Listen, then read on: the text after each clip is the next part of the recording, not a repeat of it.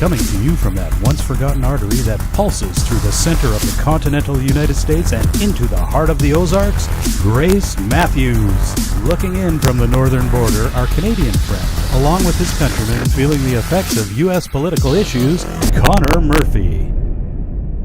Welcome to Dueling Dialogues, episode 150. I'm Connor Murphy here with Grace Matthews and the Hammer all the way from Springfield, Missouri. Hi, guys. How you doing? Pretty good. Hey, what's happening today? Not too much. We got a bit of snow, but it's been nice and sunny, although it's been a bit cooler. But, yeah, beautiful weather. Good. Excellent. It's gloomy here. Oh, no. It's always the opposite. Kind of foggy here, but the temperature's been good, so I'm not complaining. Yeah, you guys are always opposite what we got going on here. Yeah, and it wasn't near as hot as it was last night in D.C. Woo. Woo. Yeah, no doubt. It was hot in that place. Everybody I saw had, perspiration on their brow. Yeah. Shiny foreheads were everywhere. Yeah, it kind of looked like they were cracking walnuts with their butt cheeks. Absolutely. Well, isn't that why all the Democratic women wore the white? Was because they knew it was going to be hot in there? Maybe that wasn't it. That's one possibility, but I don't think that was the one. You know, but obviously we're talking about the State of the Union. Right. The president started out with unity, bipartisanship. Okay. Yeah. He said millions of our fellow citizens are watching us now, gathered in this great chamber, hoping that we will govern not as two parties, but as one nation. I mean, it almost makes you want to laugh. Yeah, there was definitely some shots thrown there, right? You know? Oh, yeah.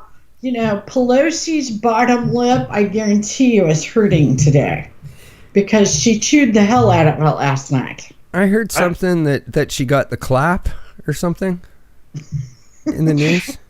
Was that right? No, she actually clapped a couple of times. She tried to give the clap to Trump. Oh. Right across his face. Yeah.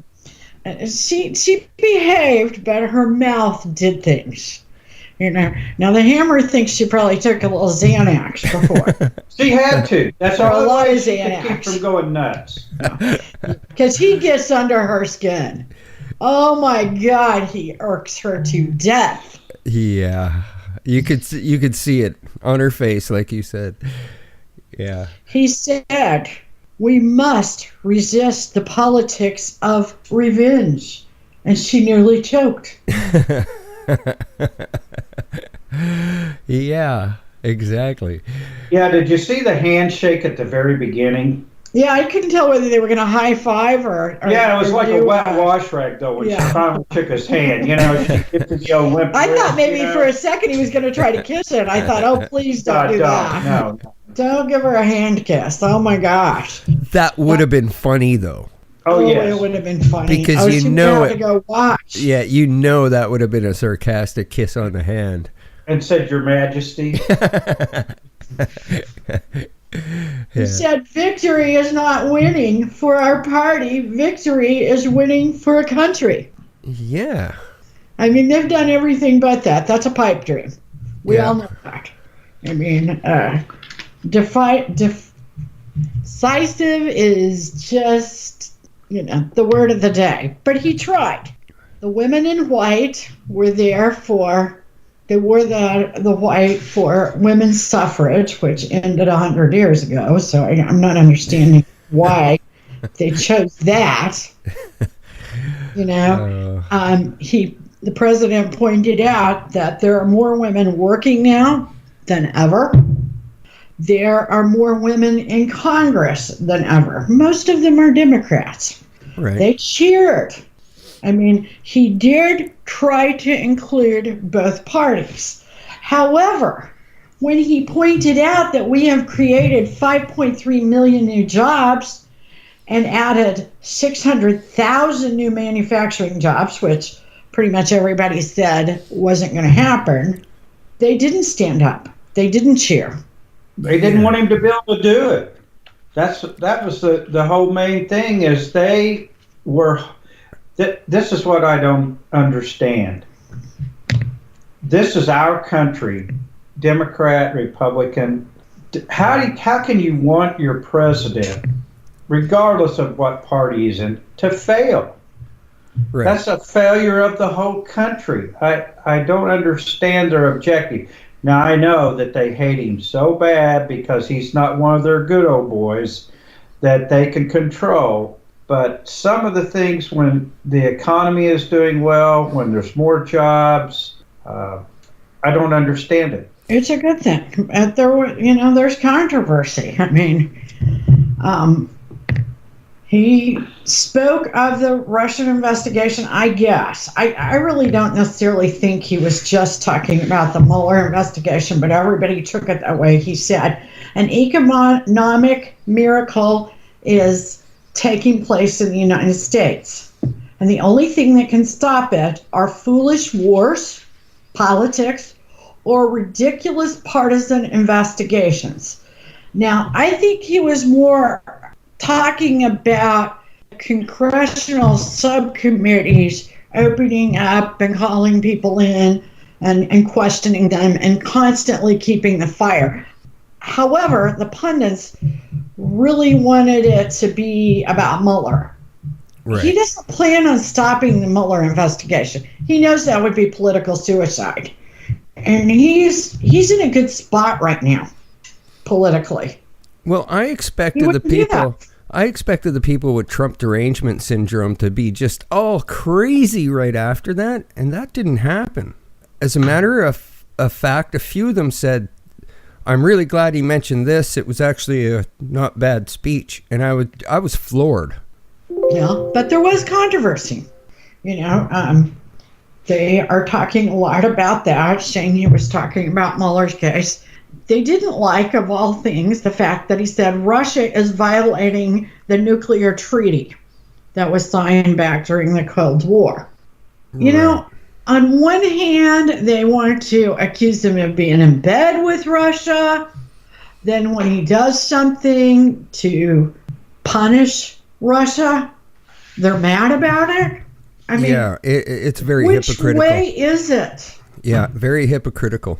Depends on what day it is. Yeah, pretty much. That's the way they work. They want everything to be for their benefit instead of for the benefit of the people. And until we all get together and remember that the government is to be for the people. It doesn't say anything about a party.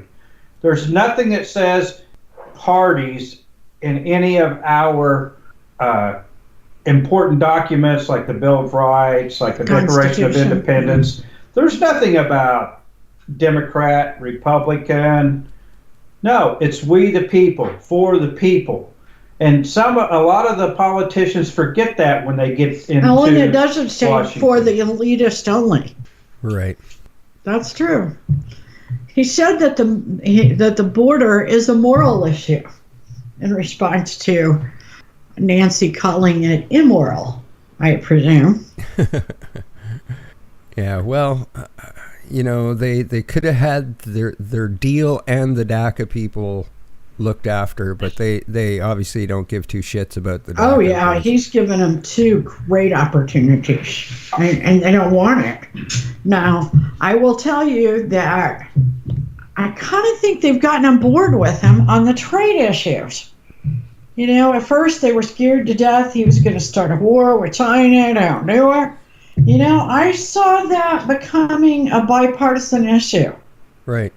They were kind of happy with that way he's made on trade relations. Well, how could they not be with the job stats and the way you guys are doing economically compared to what it was like 2 or 3 years ago? Oh yeah, and what they steal our technology. They've had the upper end for years or forever, basically, since we've been trading with China. Right. But Nancy bit up her lip the most when he spoke of the late term abortion. Right. He said, let us work together to build a culture that cherishes innocent life. He put the nails to them. He made them seem like the devils. You know, what I wish he would have done is, I wish he would have had, you know, like the pictures where you show things. I wish he'd have had a picture of like Pelosi's house with the big wall, Obama's house with the big wall. He did mention it. I know he mentioned it, but I wish he would have shown, you know, like a pictorial. Yeah. And that way he could have said, and Nancy, is that your house? My God, you do have a 10-foot wall. Amazing, isn't it? Yeah. But I thought it was an amazing speech. I really did. Very few of those speeches are amazing. They're usually just boring. Right. It was very well written. I'd guess for sure, because the people with Trump's derangement syndrome didn't go crazy after, which is what I totally expected. Yeah. He had 13 guests there that he honored. And it was tied beautifully throughout the speech, these guests. Oh, cool. And, you know, Ronald Reagan was the one that started inviting guests, you know, and recognizing them. But the way Trump's team wove it strategically into the different parts of the speech were amazing. And the people were amazing. Remember the Tree of Life synagogue shooting? Right. There was a man that had survived the Holocaust, that survived the shooting. Judah Summit. He was recognized. I mean, can you imagine? No. It was his 81st birthday yesterday, and he was there. And very appreciative. And the whole crowd, Republican and Democrat, broke out into a happy birthday song. Cool. Very cool.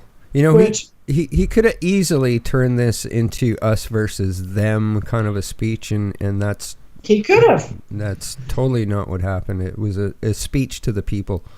Yeah, and he wants to give about $500 million over the next 10 years for pediatric cancer research. He had a 10-year-old cancer survivor there, Grace Eileen. She was an amazing child. Cool. She's now cancer-free. She just finished her chemo and radiation in December, and she was just darling. She was sitting right next to the First Lady. He had 3 World War II survivors. He had Allison Johnson. She was the grandma that he commuted her sentence this summer. Because remember, she had been caught selling a minor amount of drugs some 20 plus years ago and had received a life sentence. Wow. She was very tearful, very appreciative. He wove that into the speech, you know, talking about how, you know, some of these judges have just went a little haywire. Yeah, for sure. You know, some of them have an agenda, and we need to take care of that when it happens. Buzz Aldrin, he was the first man on the moon. He's getting really old. I don't know how old he is. I don't either. He looked pretty good, though. He stood up and he saluted the president, and it was one of those, you know, those moments that, you know, you kind of get a little shiver. Right. He had Deborah Bissell, Heather Armstrong, and Madison Armstrong there. Their grandma, mother, and father were murdered in Las Vegas by illegal immigrants. He called them aliens in their home. Wow. And of course, that was making a point about illegals, right, coming over. And it's like the Hammer said last night. He goes, what kind of a wuss are you when you can't just rob the house of 80-year-olds? You got to kill them. Right. 80-year-olds probably can't remember even, what day it was, what they had for lunch. Right. But yet you've got to, yeah, and they just didn't walk in there with their faces uncovered, and yet you have to kill them. They would have probably given them their money and everything, but I don't get the idea of killing them because they couldn't pick anybody out of a lineup to save their soul. Most of them can't see past the their ultimate desk. Thug. Yeah, you're right. It really is. They had Alvin Hernandez. Yeah. Hernandez? Yeah, I haven't even been drinking. So. Well, it's time to start then. Yeah, you need one then. Agent that has absolutely recovered well over 1,000 of people that have been trafficked. Oh, wow. Human trafficking agent. That was pretty amazing. He had Matthew Charles there. The First Step Act, that's where they're letting some of these guys out of prison that were over sentenced as part of the act. He was the first one to be released from prison. He had a minor drug sale. He had already done 22 years.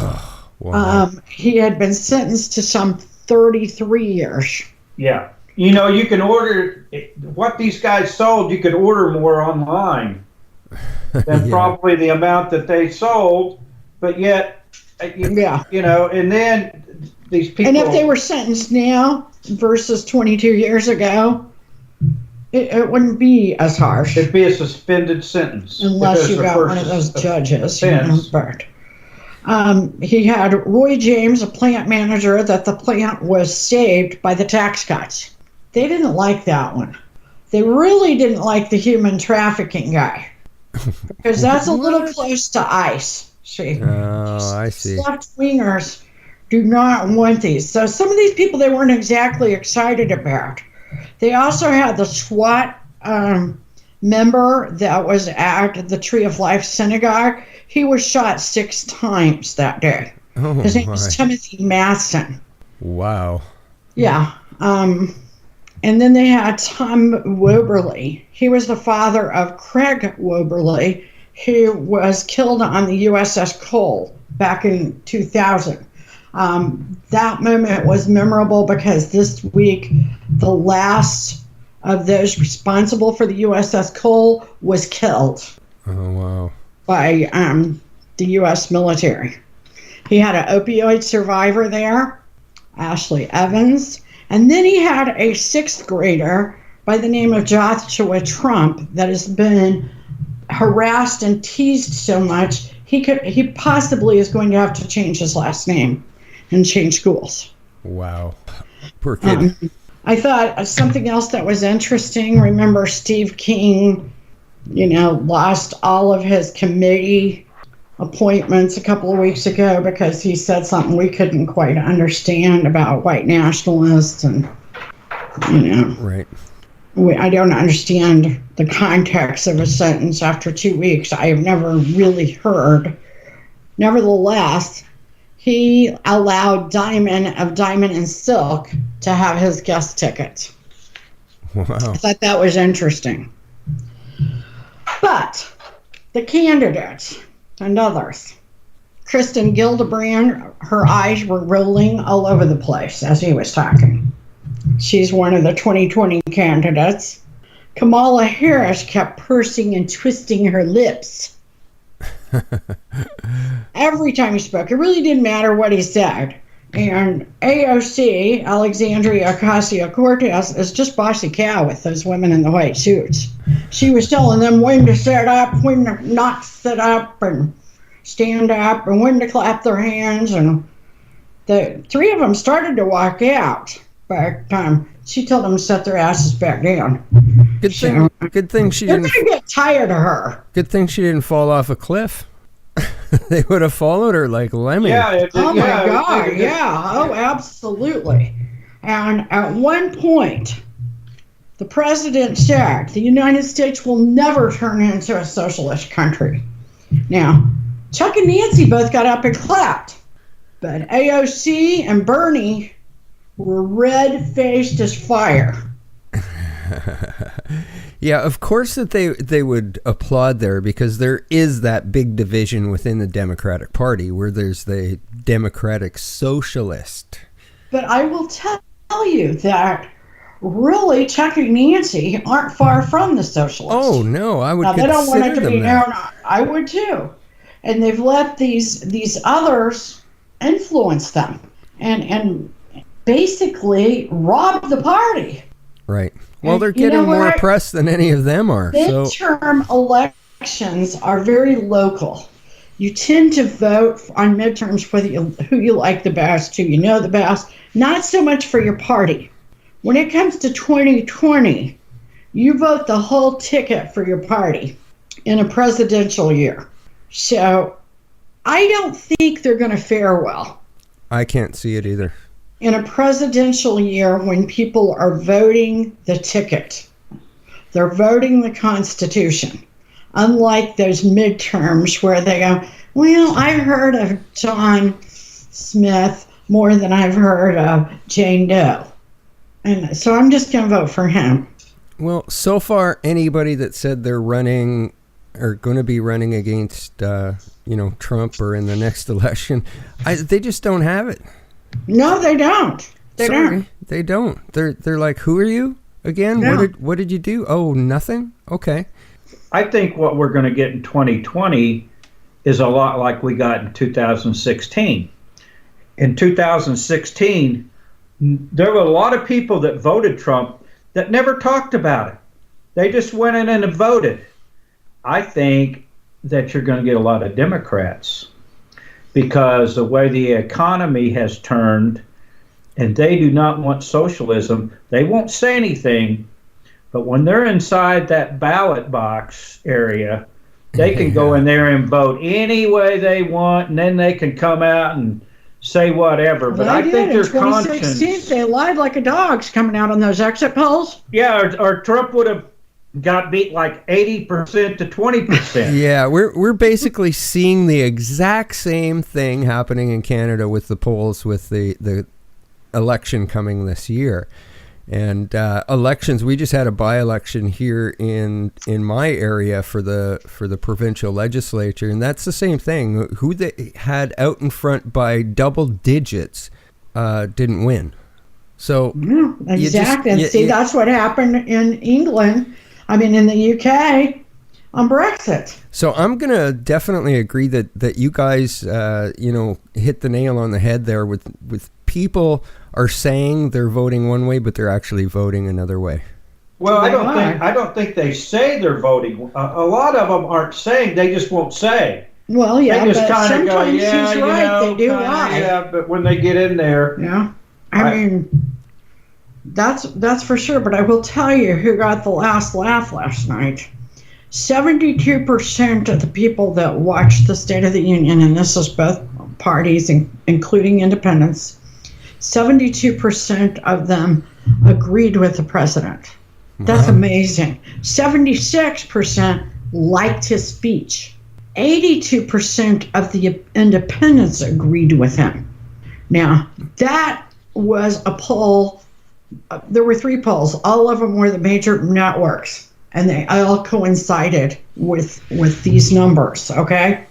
Despite that, CNN's Van Jones said Trump's speech was psychotically incoherent. Oh, and there were others saying stuff, but are you kidding me? Now, Van Jones also has been to the White House several times working with the president on this crime bill. And then he had the audacity to say that it was psychotically incoherent. Wow. Maybe for him. Who is psychotically incoherent? He is. There you go. Wow. He must have gotten some good stuff from somewhere, some of the old stuff. I don't know. Some of the new stuff's pretty good too. Yeah, well, I do want to bring up one thing before we get too far away. Okay. I have to mention who won the Super Bowl. Now everybody's forgotten the Super Bowl. I have to by now. mention who picked the winner. Yes, the Super Bowl 2019. And that was probably You really did as sort of boring make of up for any. 2018 You know, how this season. okay. Yeah, if you did well. if the game's gonna suck, at least have some damn good commercials.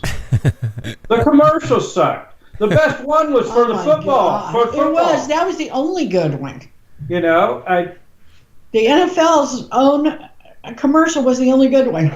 You know, I was watching a hockey game, so I forgot the game was on. So I you tuned. didn't miss a damn thing. Well, I tuned in right at the end of the second quarter, and I'm like, "What are they playing? Hockey? Yeah, baseball. Baseball? Well, yeah, it was 13-3. You know, I mean, Boring. it was a suckathon. Yeah, But, Brady somehow pulls it out every time. yeah. I mean, he's talented, but mostly he's lucky. I got to give props to the Hammer. You predicted the entire playoff season with one wrong. Not Amazing. bad. Not bad. I did make my comeback. I hope everybody. I'm Yeah. sorry about the year before. Well done. Well done. Well, I just had to do a little more homework Yeah. Well, you hit the nail on the head all the time. So. and a little bit more alcohol made my mind envision the scores or something to that effect. I'm not sure what I envisioned, but it did help. Yeah, well, I know a lot of people were complaining that it was probably the most boring game in history. So I'm kind of glad it's over for another year. Yeah, you know what's kind of funny is the NFL had their biggest scoring year that they've ever had with all of the high scoring offenses like the Rams and the Chiefs and a lot of the other. The Colts, the Saints, but then all of a sudden we get to the Super Bowl, the biggest show on earth, and nothing. Nothing.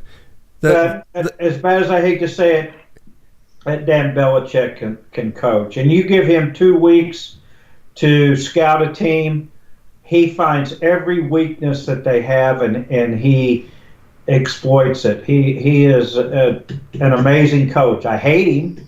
But maybe I hate him because he wins. But Yeah. anyway, there's Good next job. year. Good job. Yeah, well, the next day, the headlines were stolen by Adam Levine's nipples. Yeah. Oh, yeah. Adam Levine, yeah. Yeah, I mean, there was people all over Facebook criticizing the choice for Maroon 5. I said it was probably just they were chosen because they were the only band that promised not to kneel during their performance. Exactly. And then go ahead. Being an older person, I actually thought the halftime show was okay. I'm not saying it was great. I don't know what but I needed to I thought it was okay. I thought I didn't really care. I thought they all did well. I thought the timing by all three of the acts, the way they brought them in, and I like Maroon 5. I think they've got some good stuff. I didn't really dig taking the shirt off. And the feminists were all angered by that because a few years back, do you remember what happened to Janet Jackson? Yeah, she got in trouble. And that was only one nipple. But I think the difference there is that Adams were real. You mean there was too many people allergic to plastic? I guess so. I tell you what, though, the one good thing about him taking off the shirt is that it is proof positive that yoga works. Because a few years ago, he quit doing his workouts and went to yoga, nothing but yoga. And look, he looked pretty good. Well, I can't wait for what Blake Shelton has to say on The Voice about Adam's nipples now. I just can't wait for the next season. No telling. Oh, he'll have something good to say about that. He will. He might show up. He might show up the first show without his shirt on. Oh yeah. I totally. I'd rather be Glenn, but it could be him. Yeah. Totally agree with you guys there. Yep, and we don't always agree, but life's a journey, and we're all in this together. Thanks for listening. Godspeed, Connor. Thanks to the Hammer, and Godspeed to all of our friends out there. Godspeed, Grace, and thanks, Hammer. You bet. Go Cardinals. Thanks for listening, everyone.